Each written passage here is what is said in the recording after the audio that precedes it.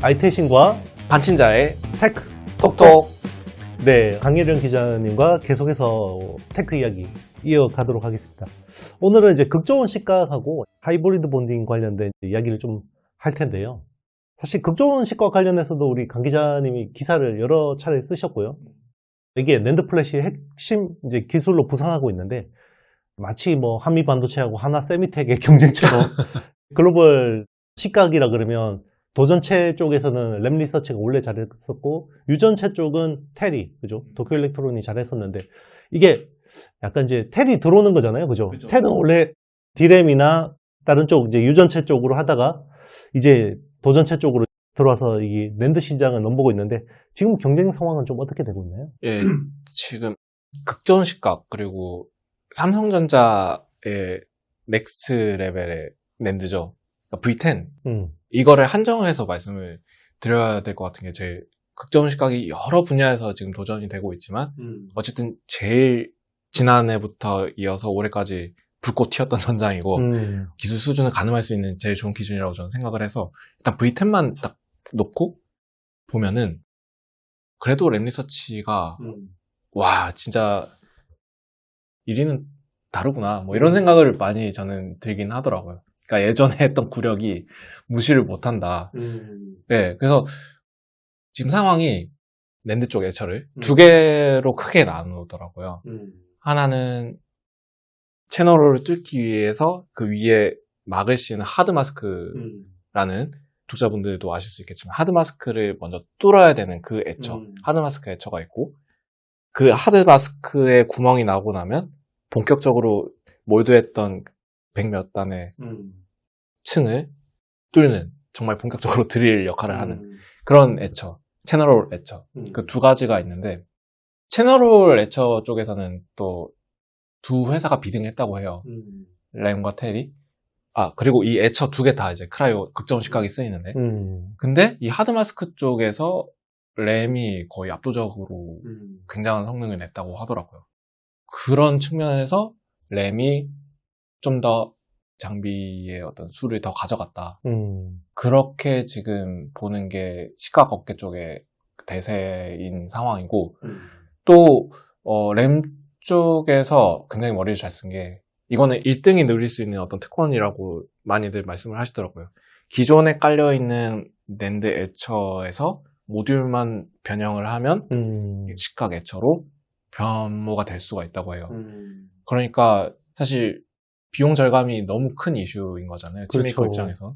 그런 측면에서 봤을 때 램의 애처를 더 많이 선택을 했다. 그 비즈니스 모델의 승리네요. 그런 것 같아요. 아, 너무, 그래서 이 얘기를 듣고, 야, 램 리서치 진짜 영리하네. 예, 그런 생각을. 그러니까 2023년 6월에 이게 VLSI였나? 그 기술학회에서 완전 이 식각 업계 무대를 뒤집어 놓은 걸로. 맞아요. 네. 저는 알고 있거든요, 테리. 그 이후로 램이 완전 깜짝 놀랐던 거죠.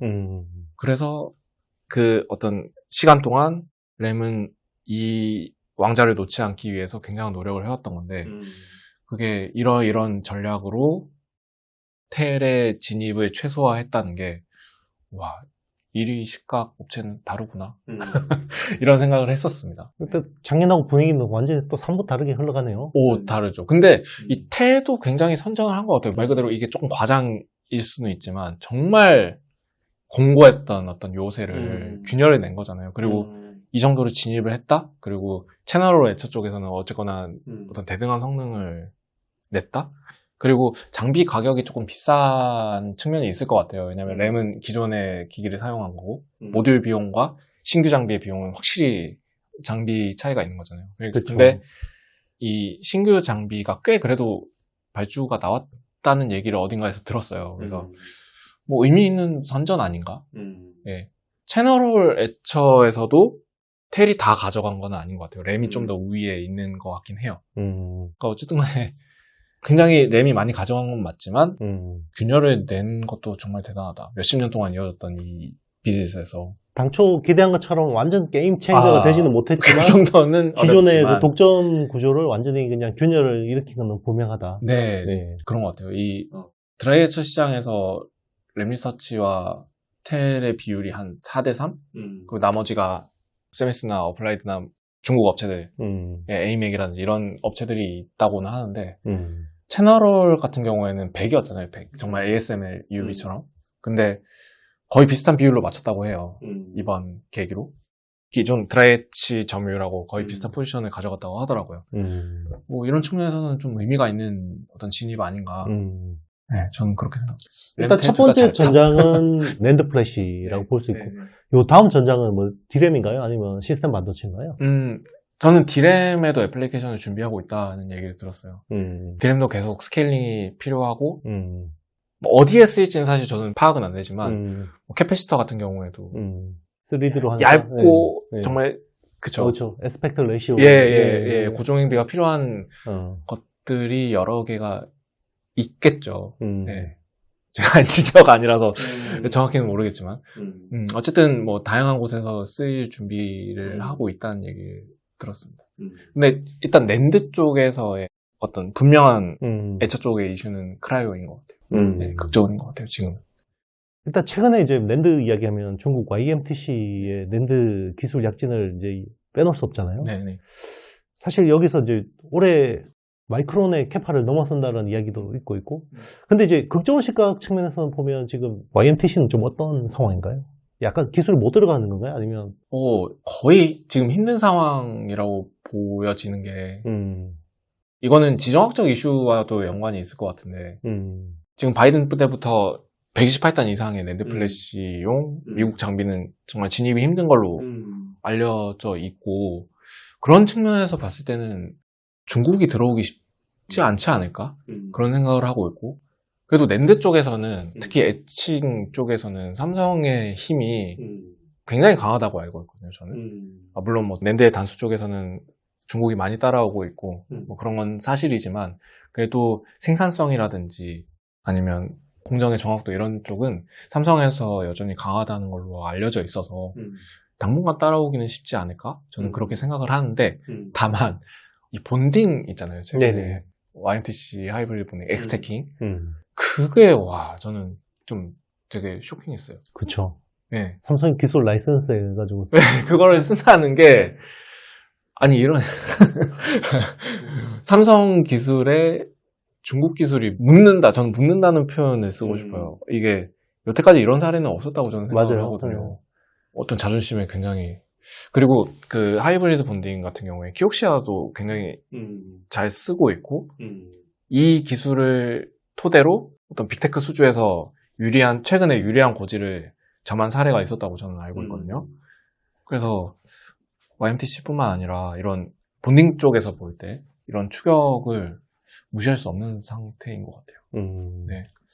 그러니까 하이브리드 본딩이 참 이게 차세대 어드밴스드 패키징에서는 좀 사실 핵심으로 부상하고 있는데, 이제 국내 기업들이 하이브리드 본딩에 대해서 좀 약간 그동안 중요성을 좀 간과했던 건가요? 아니면 잘 준비하고 있는데 우리가 생각하는 것보다 좀 과소평가하고 있다고 볼 수 있는 건가요? 모두가 하이브리드 본딩에 대해서는 이거는 정말 차세대 기술이 될 거다, 차세대 먹거리가 될 거다 이렇게 생각을 하고 있는데, 외부의 어떤 힘들이 너무 센 것 같아요. 예를 들면 배시나 어플라이드 머티리얼즈, 정말 굴지의 회사들이잖아요. 어플라이드. 최근에 또 배시의 지분을 사면서 어플라이드 머티리얼즈가 거의 하이브리드 본딩으로 본격적으로 진입하겠다는 선언을 했잖아요.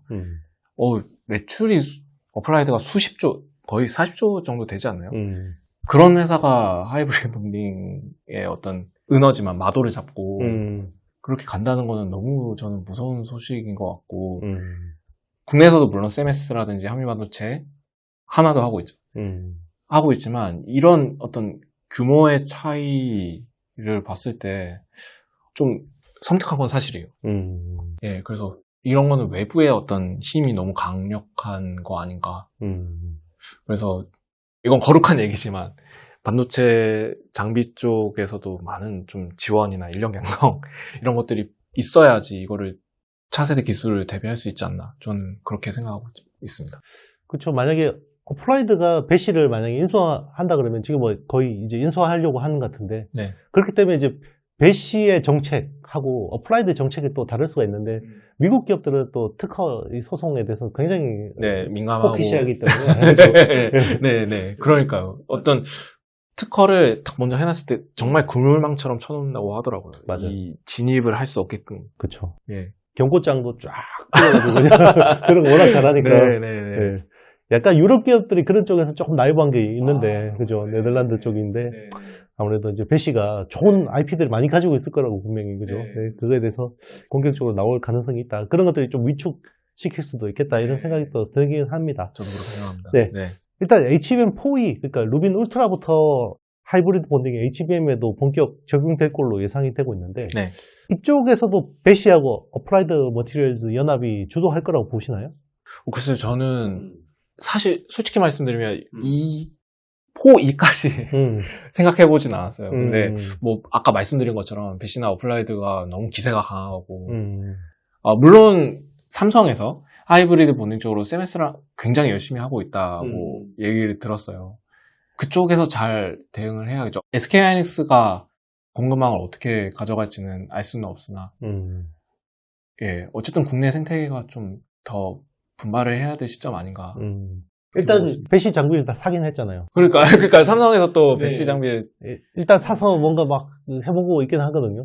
네, 그쵸. 저도 그렇게 알고 있습니다. 그게 맞아요. 작년인가 그랬죠. 네. 근데 이게 딱 그냥 HBM으로 빌트인 된 건 아니지만, 그죠? 네네네. 여러 가능성을 보고 있는데, 네. 일단 이쪽은 좀 더 지켜봐야 되는데, 이게 두 회사가 합병이 정말 중요한 변수가 될 수 있겠다라는 생각도 듭니다. 네, 맞습니다. 네.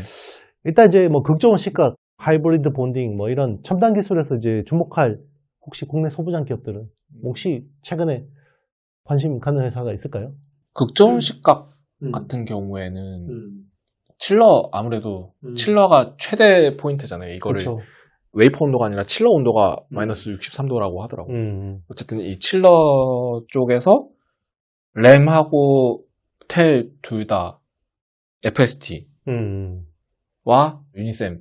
예. 근데 GST는 조금 후순위에 있는 걸로 알고 있고 그 두 회사가 지금 칠러 쪽에서 굉장히 부각을 받고 있다고 하더라고요. 근데 일단 FST가 제일 앞서 있다라고. 네, 저도 들었습니다. 예, 그래서 그 두 회사가 대응을 잘할 것 같고 그리고 사실 이거는 램텔 항상 같이 가는 회사들인데 TCK 그렇죠. 예, 그리고 램은 TCK 그렇죠. 네, 텔은 하나 머티리얼즈 예, 그렇게 예, 그 업체들이 주목을 받을 것 같아요. 계속 예, 둘 다 램과 텔이 잘 되기를 바라는 회사들이겠지만 그렇죠. 네, 그 정도 예, 저는 보고 있고 하이브리드 본딩도 물론 뭐 아까 말씀하셨던 그 외국 업체들의 기세가 강하지만 또 우리나라 회사들을 본도 회사들을 좀 응원해야 한다는 의미에서 예, 한미 한화 저는 이렇게 인문학적인 배분을 하신 건데요. 아니 근데 그 회사들이 실제 개발을 하고 있고 잘 돼야 되지 않겠습니까? 맞습니다. 네, 응원합니다. 정말. 네. 하여튼 요거는 그 산업적인 관점에서 말씀드리는 거고 절대 투자의 판단은 여러분들이 하셔야 됩니다. 네, 오늘 아반떼 아이테신과 반친자의 참 테크톡톡 정말 알찬 시간이었는데요. 혹시 뭐 마지막으로 저희 구독자분들께 한 말씀? 또 좀 인문학적으로 할까요? 네.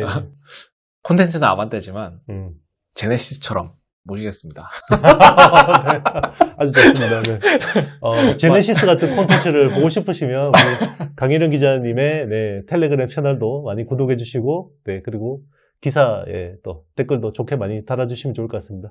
자, 월간 아반떼 지지하시면 응원 댓글 많이 달아주시면 좋을 것 같습니다. 저희는 또 가능하면 여러분들의 응원에 따라서 또 다음 달에 따끈따끈한 이야기들을 또 여러분들께 전해드릴 수 있도록 최선을 다하도록 하겠습니다. 네, 긴 시간 동안 시청해 주셔서 너무 감사합니다. 여러분 안녕.